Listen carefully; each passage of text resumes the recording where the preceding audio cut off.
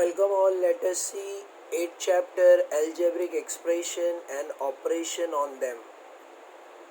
7th standard का maths का 8th chapter है algebraic expression. Let us begin.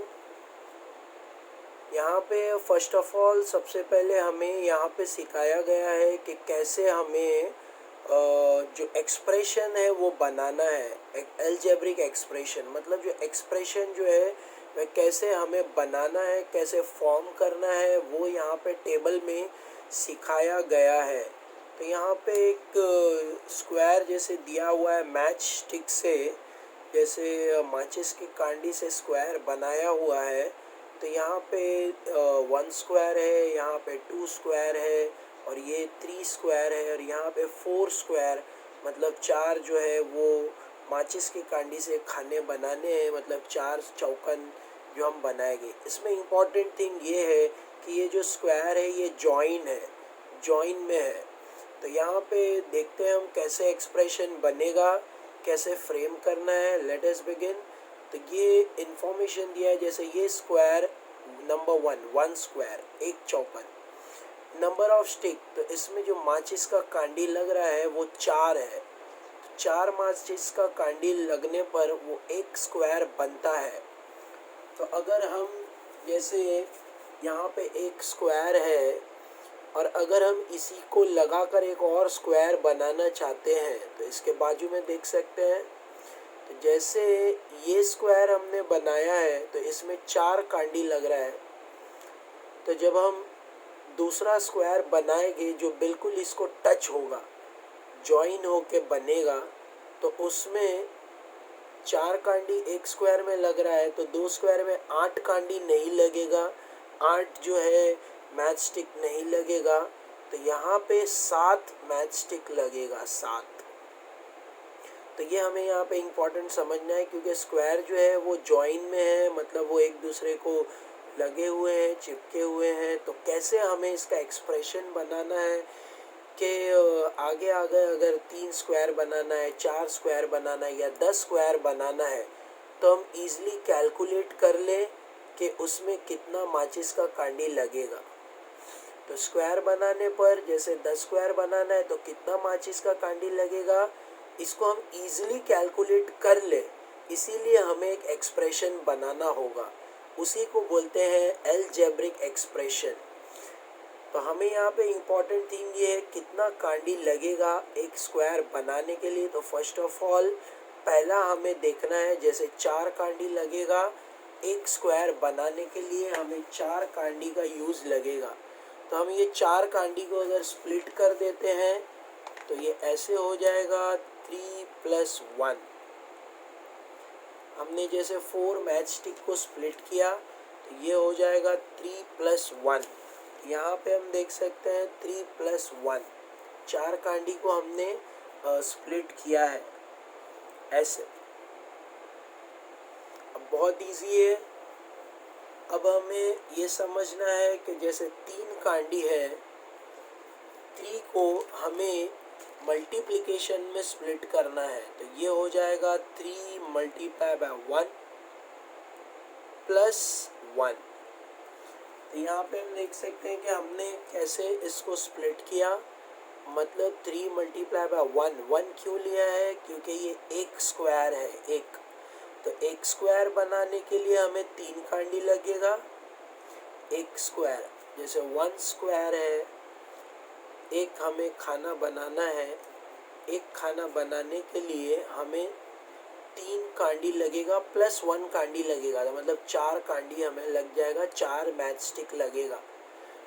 तो इम्पॉर्टेंट थिंग ये है कि कितने स्क्वायर होंगे.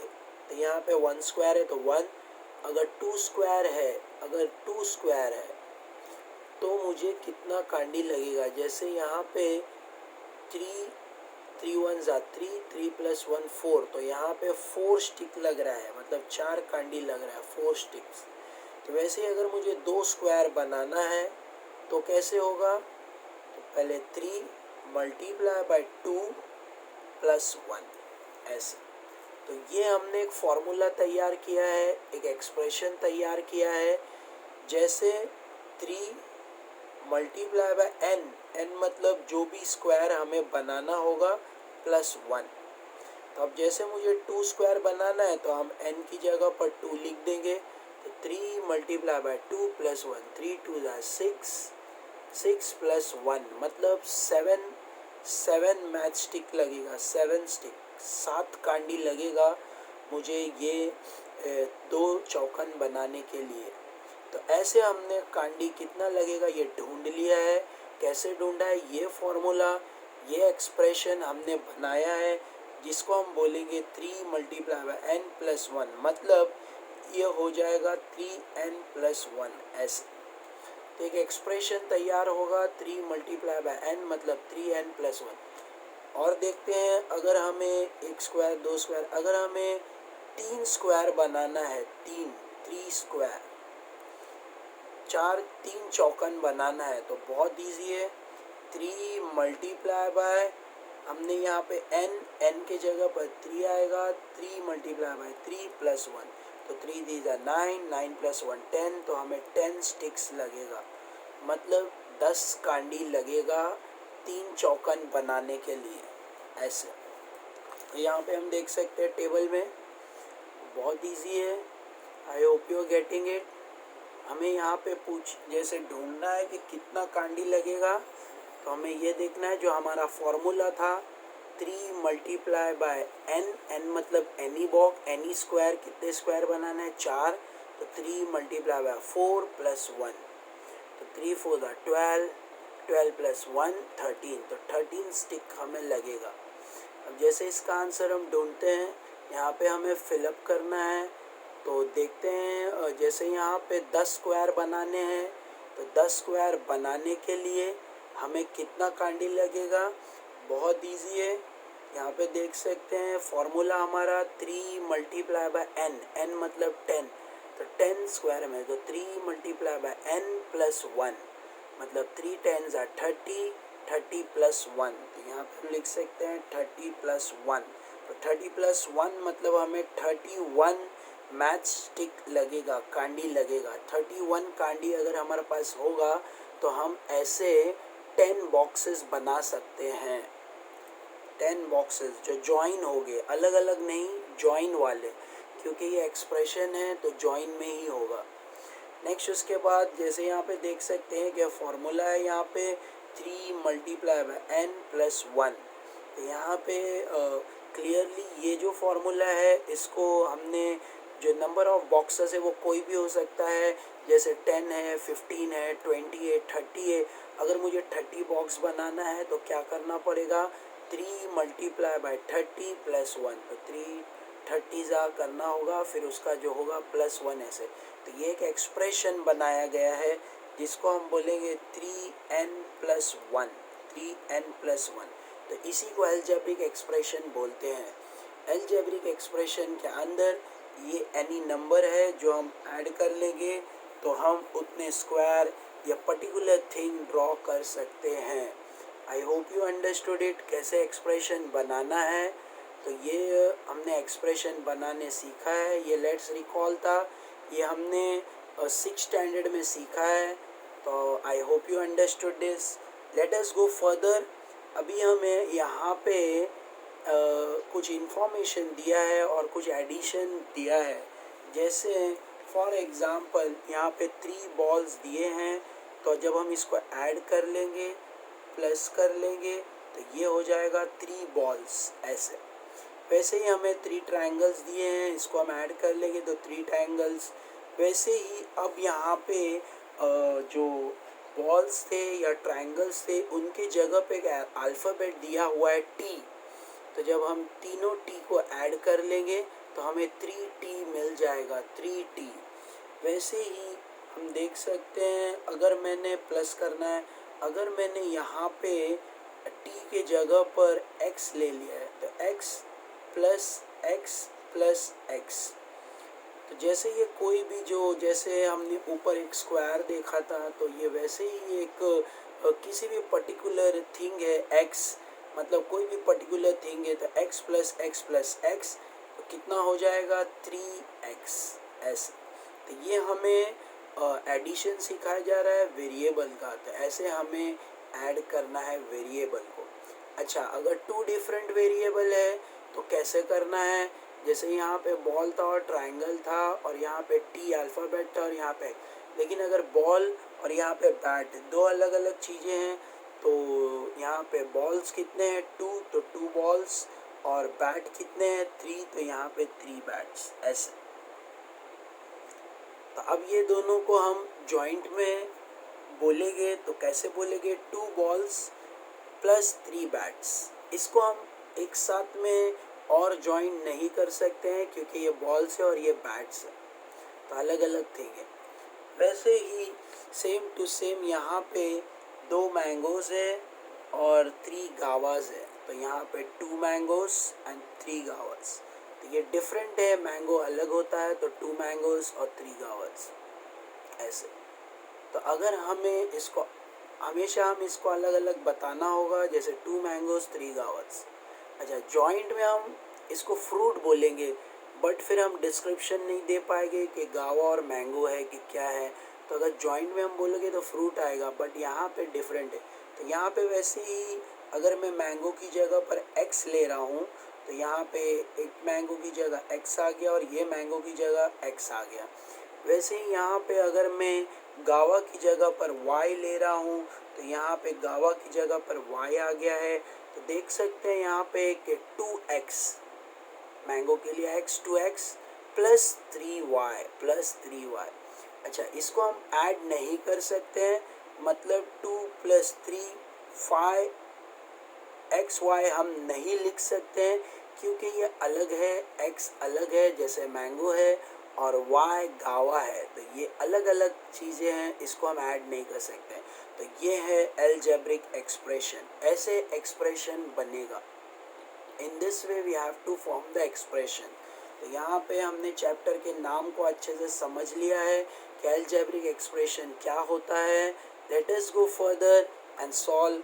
Let us go on next page, page number 56। Page number 56 पे हमें यहाँ पे सिखाया गया है कि जो भी एक्सप्रेशन होते हैं उनको क्या बोला जाता है। तो जैसे यहाँ पे एक टर्म दिया हुआ है 11mn, तो इसको हमें सेपरेटली बताया गया है। जैसे जो 11 है वो कोएफिशिएंट है और mn जो है वो वेरिएबल है, वेरिएबल्स। ये हमने 6 स्टैंडर्ड में स्टडी किया था। जैसे यहाँ पे कोएफिशिएंट है -9 और वेरिएबल है x और y। मतलब जो वेरिएबल होता है, जैसे बैट था, बॉल था, मैंगो था, पीछे हमने देखा वो वेरिएबल्स हैं, और जो ये कोएफिशिएंट है, कोएफिशिएंट जैसे 9 बॉल्स ऐसे। नेक्स्ट उसके बाद यहाँ पे हमें फ्रैक्शन दिया है, जैसे हमें यहाँ पे -9 कोएफिशिएंट लेना होगा, साइन भी साथ में होगा, तो 5/6 फ्रैक्शन जो है वो कोएफिशिएंट है और जो p है वो वेरिएबल है। वैसे ही कोएफिशिएंट यहाँ पे कुछ भी नहीं है, मतलब दिखाई नहीं दे रहा है, बट यहाँ 1 है। तो कोई भी वेरिएबल हो वो 1 तो होगा। तो यहाँ पे 1, क्योंकि वेरिएबल कोई थिंग होता है, जैसे बॉल, बैट, मैंगो, गावा, ऐसे जो पीछे हमने एग्जांपल दे रहा है, वेरिएबल कोई थिंग होगा, तो ये कभी भी ज़ीरो नहीं हो सकता क्योंकि वेरिएबल में किसी भी नंबर का होगा। क्योंकि अगर ज़ीरो होगा तो हम ज़ीरो लिखेंगे, मतलब zero multiply by A zero हो जाएगा।